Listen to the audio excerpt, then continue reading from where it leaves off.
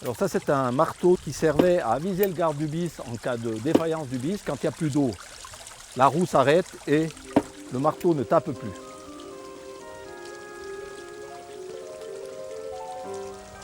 Le grand bis de Lens, ou bis de la Riouta, a été construit en 1448 par le prieur Jean de Lens. C'est un bis qui sert à l'irrigation complète, à peu près 300 hectares, je dirais 220 hectares de vignes et 80 hectares de prairies. Donc c'est vraiment un bis qui a une valeur importante pour tout ce qui est agricole. Alors le débit du bis, 300 litres seconde, qui était jaugé dès le départ, qui correspond à la grandeur du bis, c'est-à-dire 2 pieds, 1 main en largeur et 1 paume de main en hauteur. Donc ça a été géré depuis 1448 par la grande bourgeoisie, le conseil de la grande bourgeoisie.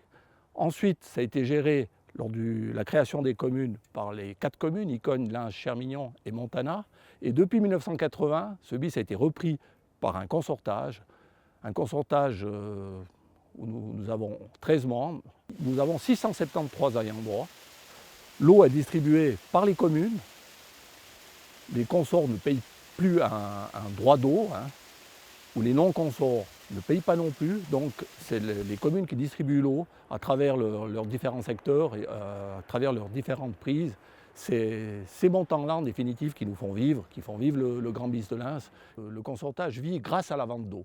Grâce à la vente d'eau aux collectivités et grâce à la vente d'eau à une société de production d'électricité, ce qui nous permet de payer les travaux d'entretien courants.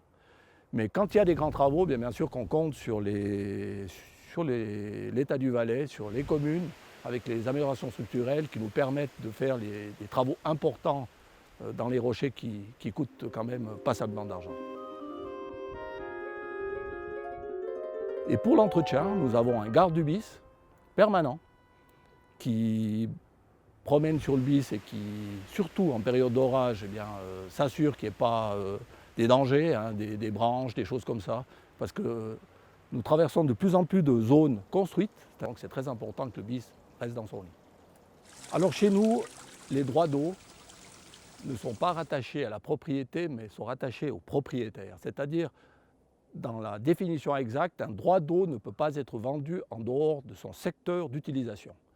Mais au fil des années, on s'aperçoit que les gens qui vendent leurs parcelles oublient des fois qu'un droit d'eau y est rattaché, et c'est difficile à suivre vraiment la liste des ayants droit.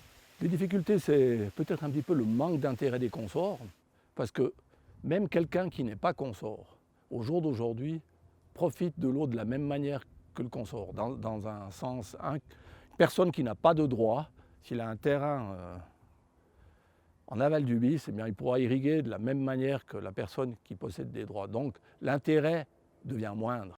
Les défis importants, c'est de trouver des accords, le consortage perdurera certainement, mais de trouver les meilleurs accords, les meilleures ententes, les meilleures conventions à faire, soit avec les collectivités où le bis est traversé, soit avec les propriétaires qui ne sont pas des ayants droit, et soit avec les sociétés de production d'électricité qui, elles, ont des droits par devoir financiers envers le consortage.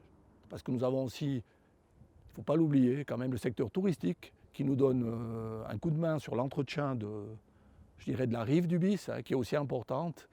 C'est quand même quelque chose qui a été fondé ou ici construit dans les années 1448, donc c'est quand même pas rien. Et le pincement au cœur, il est toujours important. Et l'aspect sentimental permet de faire perdurer la tradition.